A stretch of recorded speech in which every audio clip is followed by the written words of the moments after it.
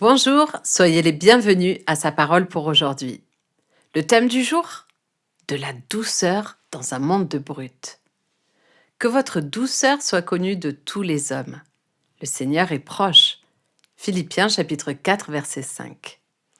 La douceur est un fruit de l'esprit, distinct des autres fruits tels que la paix, la bienveillance, la patience et l'amour. Bien que ces qualités puissent sembler similaires, la douceur possède une caractéristique unique. Elle allie humilité et force intérieure. Elle n'est pas une faiblesse ou une soumission, mais elle est une attitude de cœur qui s'exprime dans nos interactions avec notre entourage. Jésus a dit de lui-même « Je suis doux et humble de cœur » dans Matthieu 11, verset 29. Pourtant, le Seigneur a également manifesté une certaine colère lorsqu'il a chassé les marchands du temple. Cela nous rappelle que la douceur évangélique ne signifie pas l'absence de passion ou de conviction.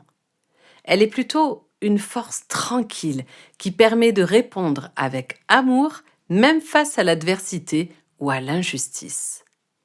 Paul, en tant qu'apôtre, a embrassé cette douceur dans son ministère. Il a souvent encouragé les croyants à se comporter avec douceur, même dans la correction. Dans sa lettre aux Galates, il exhorte « Frères, si quelqu'un est surpris en faute, vous qui êtes spirituels, redressez-le avec un esprit de douceur. » Galates 6.1. Cette démarche souligne l'importance de traiter l'autre avec respect et amour, même lorsqu'il s'agit de le confronter à ses erreurs. La douceur demande une dépendance à l'esprit pour surmonter notre tendance naturelle à la colère ou à la réaction impulsive. Elle nous invite à écouter, à comprendre et à répondre avec délicatesse, reflétant ainsi le caractère du Christ. Aujourd'hui, interrogez-vous sur votre propre attitude. Comment réagissez-vous face à l'adversité et aux critiques? Cherchez-vous à imiter cet esprit de douceur que Paul et Jésus nous enseignent?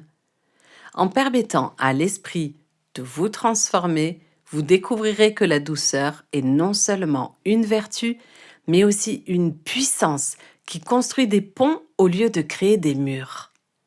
Engagez-vous à vivre cette douceur dans vos relations, à être un instrument de paix et d'amour, et ainsi à témoigner du caractère de Christ dans un monde qui a tant besoin de douceur. Que cette douceur soit une source d'inspiration et de réconciliation pour ceux qui vous entourent.